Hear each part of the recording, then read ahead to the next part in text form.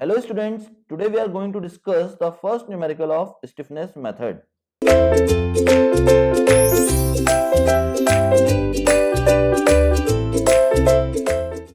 Question is written as analyze the beam shown in figure by stiffness matrix method or displacement matrix method.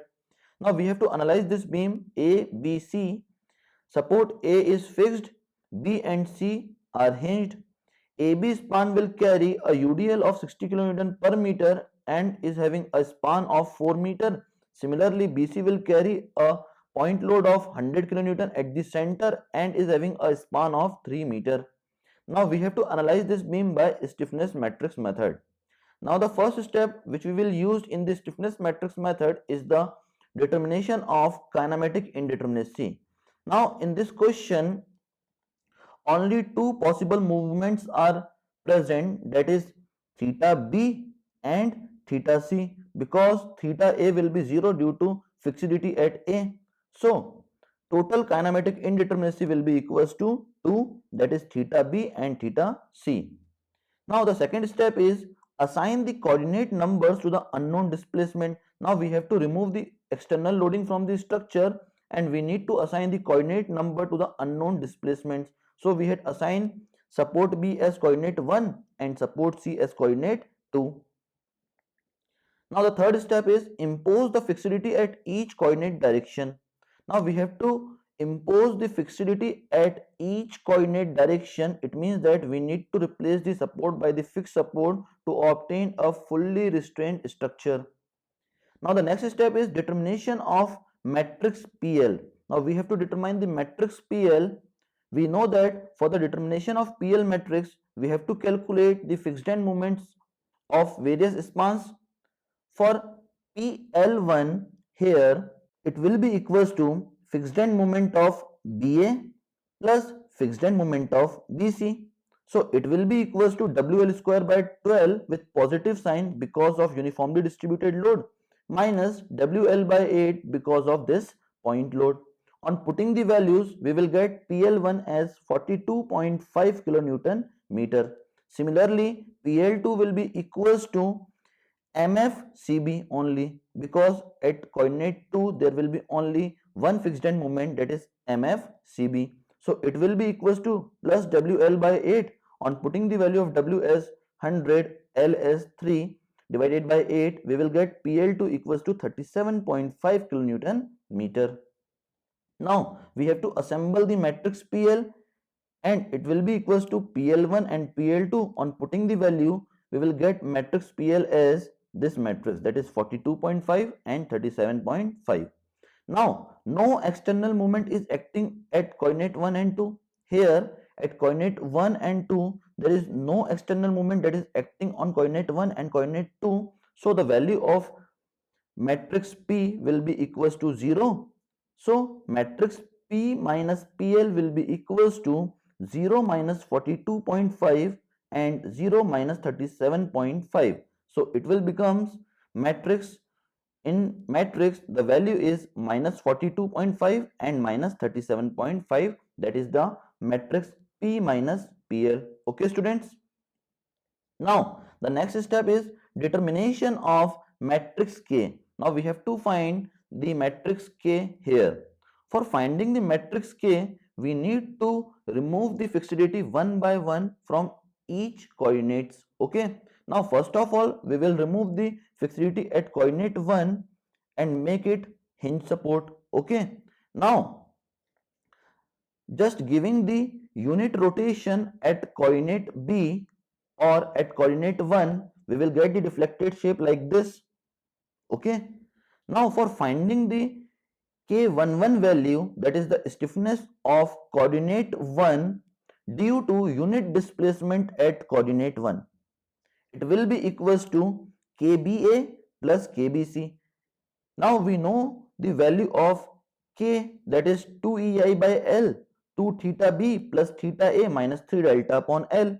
So we will write for KBA, it will be equals to 2EI upon LBA, 2 theta B plus theta A minus 3 delta upon LBA. Similarly, for KBC, it will be equals to 2EI upon LBC into 2 theta B plus theta C minus 3 delta upon L. Here settlement of support is not given, so delta will be equals to 0, as well as due to fixity at A and C, theta A will become 0 and theta C will become 0. On putting the value of LBA as 4 and LBC as 3, we will get K11 value as 7 by 3 EI. Similarly, we can determine K21, it will be equals to KCB and its equation will be 2EI upon LCB, 2 theta C plus theta B minus 3 delta upon L. Here also delta will be 0 because deflection of support is not given. Similarly, due to fixity at support C, delta C will be equals to 0. So, putting the value of LCB as 3, we will get K21 value as 2EI upon 3. Now, for finding the K22, that is stiffness of coordinate 2 due to unit displacement at coordinate 2. Now, we have to impose the fixity at coordinate 1, which we had removed in the previous step, and release the fixity at coordinate 2 and assume it as hinge. Now, giving the unit rotation at coordinate 2, we will get the deflected shape like this. Okay. Now, we need to determine the K22 value, which will be equals to KCB only, because here KCB only is present. So, it will be equals to 2EI upon span length of CB, that is 3, 2 theta C plus theta B minus 3 delta upon L. Delta is 0 because settlement of support is not given. Theta B is 0 due to fixed support at B. So, we will get the equation as K22 equals to 4EI upon 3. Similarly, we can determine the K12 value, that is stiffness of coordinate 1 due to unit displacement at coordinate 2. It will be equals to KBA plus KBC. But in AB portion, there is no deflected shape of the beam, so KBA will be equals to 0 and KBC will be equals to 2EI upon 3, 2 theta B plus theta C minus 3 delta upon L. Here delta will be equals to 0 because settlement of support is not given, and theta B is also 0 due to fixed support at B.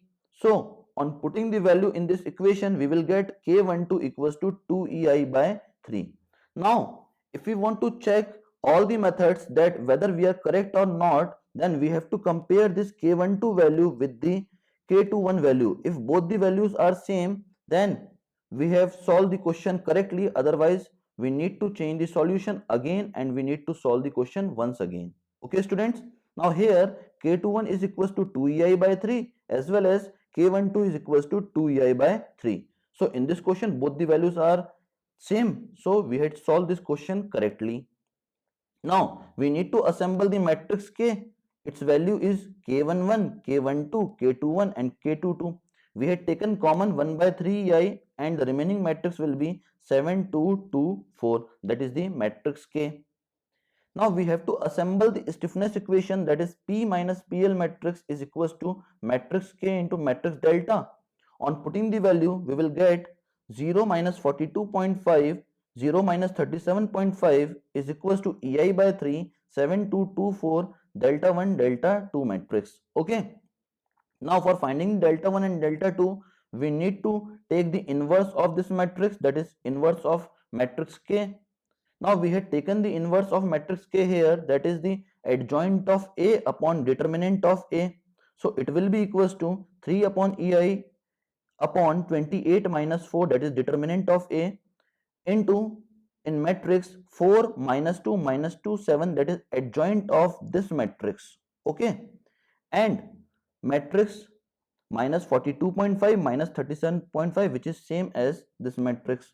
On solving this, we will get delta 1 as minus 11.875 upon EI and delta 2 as minus 22.187 upon EI. Now, delta refers to rotation, that is theta in case of bending.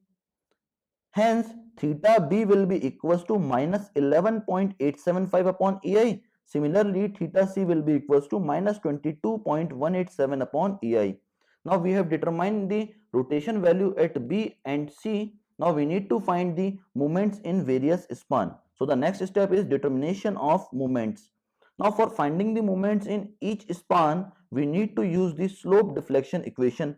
So for MAB, it will be equals to MFAB plus 2EI upon LAB 2 theta A plus theta B minus 3 delta upon L. Here delta A is 0 because of fixed support at A, and delta is 0 because settlement of support is not given. So on putting all the values, that is fixed end moment as minus 80, span length as 4, theta B as minus 11.875, we will calculate MAB as minus 85.937 kilonewton meter. Similarly, we can calculate MBA, which will be equals to 68.125 kilonewton meter. Similarly, MBC, which will be equals to minus 68.125 kilonewton meter. Similarly, MCB, which will be equals to 0 because of hinge support at C. Now we need to make the net bending moment diagram here as well as the deflected shape. Now for this beam, we need to first plot the mid-span maximum bending moment, that is WL square by 8 due to uniformly distributed load and WL by 4 due to point load at the center. So value will be equals to 120, that is mid-span maximum positive bending moment. Similarly, for span BC, it will be equals to 75.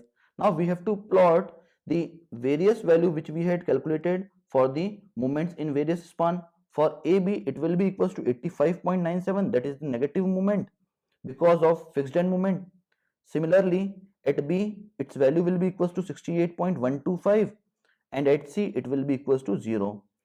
So we had joined this by a straight line, and we will get the net bending moment diagram, that is shown here by the hashed line, that is this diagram.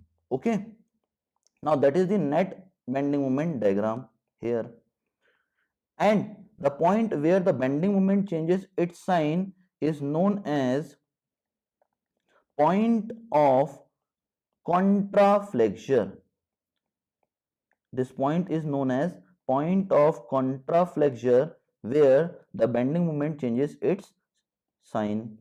Okay students, now if we have the net bending moment diagram, then we can draw the deflected shape. Now for this portion, that is up to this portion, the bending moment is negative throughout, so we had made the deflected shape as hogging. Now for this portion, the bending moment is positive, so the deflected shape will be sagging, similarly hogging and sagging. Now that is the deflected shape of this beam, and the point where the deflected shape change its curvature or change its nature, that point is known as point of inflection. That point is known as point of inflection, where the bending moment changes its nature, then that point is known as point of contraflexure, and where the deflected shape changes its nature, then that point is known as point of inflection. Here 3 points of contraflexure are there as well as 3 points of inflection are also there. So that is all about this numerical. Thank you very much students.